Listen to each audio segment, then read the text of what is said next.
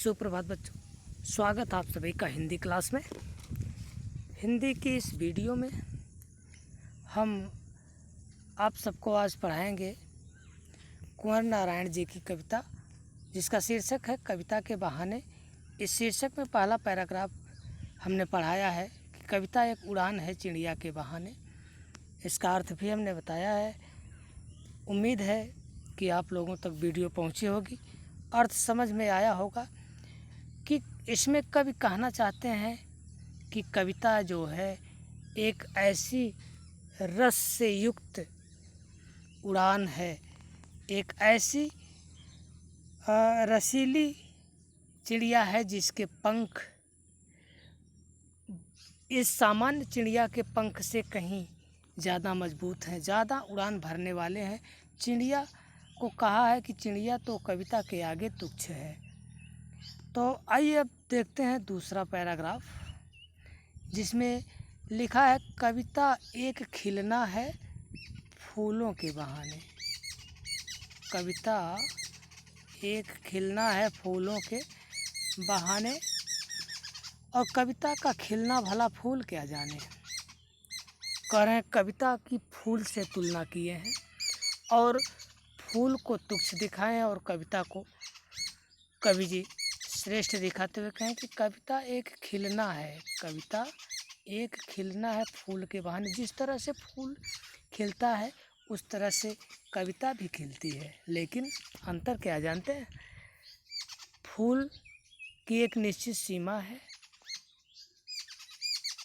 कलियां आएंगी, फूल खिलेगा, फिर मुरझा जाएगा। लेकिन कविता हमेशा रस प्रवाहित करती रहती है, हमेशा फूलों की तरह मुस्कराती रहती है, कभी मुरझाने वाली नहीं है। बस कविता का खिलना भला फूल क्या जाने का कहने का मतलब कवि का यही है कि कविता के खिलने का मतलब फूल नहीं जान पाएगा।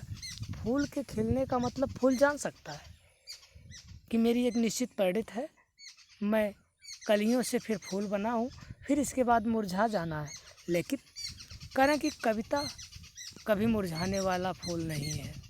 करें हमेशा ये प्रसन्नचित्त रहने वाला, हमेशा खिला रहने वाला फूल है, क्योंकि कविता कभी पुरानी नहीं होती, कभी सूखती नहीं है। जिसके भी हृदय में जाती है ये रसीली कविता भाव उत्पन्न कर देती है। करें बाहर भीतर इस घर उस घर।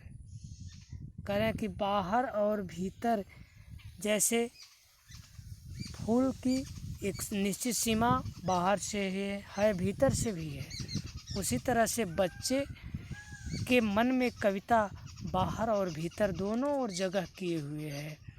और करें कि इसमें कविता की क्या खासियत है कि बिना मुरझाए महकने के माने फूल क्या जाने।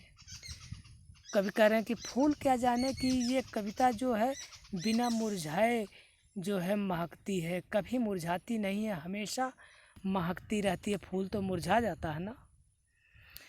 और लेकिन आप लोग भी कभी भले मुरझा जाएं, लेकिन कविता कभी नहीं मुरझाती है। कविता को पढ़ने वाले हमेशा उनके अंदर एक रस प्रवाहित होता रहता है। तो करें कि बिना मुरझाए महकने के माने फूल क्या जाने। फूल क्या जाने की कविता कभी भी मुरझाने वाली नहीं है, हमेशा महकती रहती है। कविता एक खेल है बच्चों के बहाने। कविता को एक प्ले बताया है, एक गेम बताया है, एक खेल बताया है कवि ने कि कविता एक खेल है बच्चों के बहाने। जैसे बच्चे खेल खेलते हैं तो उसी तरह से कविता भी है। बाहर और भीतर, अंदर और बाहर माने व्यक्ति के बाहर भी और अंदर अंतरात्मा में भी पहुंच करके ये बहुत ही रस को उत्पन्न करती है। करें कि यह घर वह घर सब घर एक कर देने के माने बच्चा ही जाने।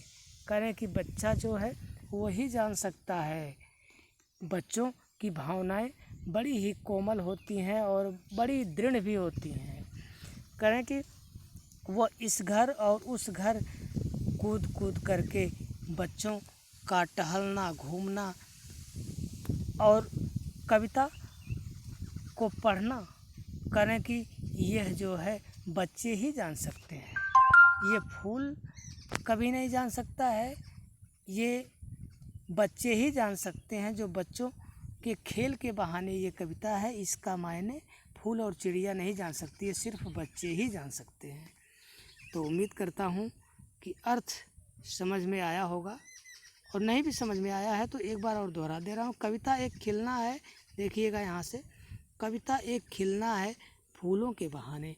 कविता का खिलना भला फूल क्या जाने। कह रहे हैं कविता एक खिलना फूलों के बहाने, जैसे फूल खिलता है वैसे कविता भी खिलती है, लेकिन कविता का खिलना भला फूल क्या जाने। कविता के खिलने को फूल नहीं जान सकता है। बाहर भीतर इस घर उस घर बिना मुरझाए महकने के माने। जैसे फूल है तो बाहर और भीतर रह कर के भी मुरझा भी जाता है, इस घर उस घर रह कर के भी मुरझा जाता है, लेकिन बिना मुरझाए महकने के माने फूल क्या जाने। लेकिन फूल को नहीं पता है कि ये कविता बिना मुरझाए हुए जो है हमेशा महकने वाला फूल है। इसकी गति को फूल नहीं जान पाएगा। कविता एक खेल है बच्चों के बहाने। बाहर भीतर यह घर वह घर। कविता करें एक बच्चों के खेल के समान है। जैसे बच्चा इस घर से उस घर दौड़ता धूपता रहता है, उसी तरह से कविता भी एक हृदय से दूसरे हृदय में प्रवाहित होती रहती है। यह घर वह घर, सब घर एक कर देने के माने। सब घर एक कर देता है जैसे बच्चा, वैसे कविता भी सभी घरों को एक कर देती है, अर्थात इस घर से उस घर प्रवाहित हो करके अपना एक ही समान भाव जो है वह निष्पादित करती है, और बच्चा ही इस गति को जान पाता है। कविता को जो है एक बच्चा ही जान सकता है, एक पाठक ही जान सकता है जो सच्चे हृदय से पढ़ता है। बस आज की वीडियो में इतना ही। धन्यवाद।